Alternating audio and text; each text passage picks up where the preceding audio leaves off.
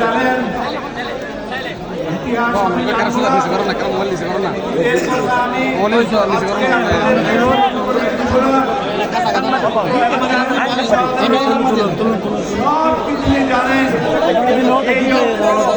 জানেন ঐতিহ্য এই স্থানের তাৎপর্য এবং এই সমাজের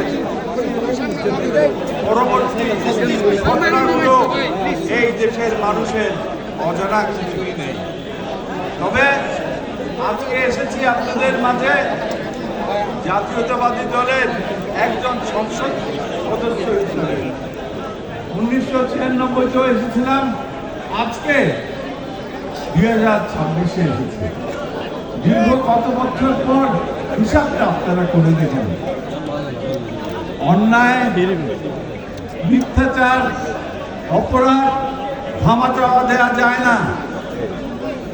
দীর্ঘদিন পরে হলেও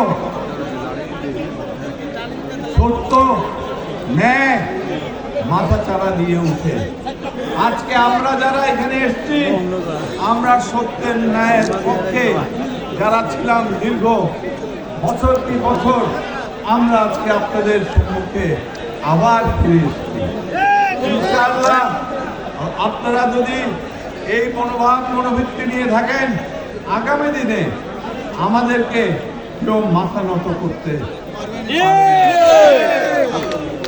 এই কথাটা, এই শপথটি আজকের এই দিনে আপনাদের আমাদের সকলের নিতে হবে। এই দিনে না বলে পারছি না, কিছুদিন আগে জামাতুল ফেলায় একটা জানাজা হয়েছে। কতিপয় আওয়ামী লীগ নেতা, আমরা কোনো জানাজা, কোনো দাফন কাফনের জিনিসটা করি না। তবে জয় জয় করছেন, ভুলে গেছেন, আমরা নিশ্চিত করবো আপনাদের জানাজায় জয় জয় করেন। আল্লাহ খোদা লা ইলাহা ইল্লাল্লাহ মুহাম্মাদুর রাসূলুল্লাহ আল্লাহ আপনাদের পড়তে আর হবে না। কবর দিয়ে দাফন করেন, সব কিছু করেন।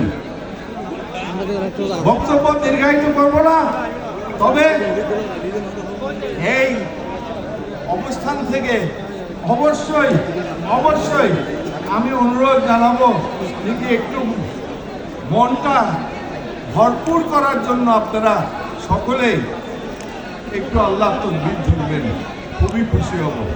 নারায়ে তাকবীর, নারায়ে তাকবীর। এখানে আমরা যারা উপস্থিত আছি, আমার ভাতিজা আছে, আমার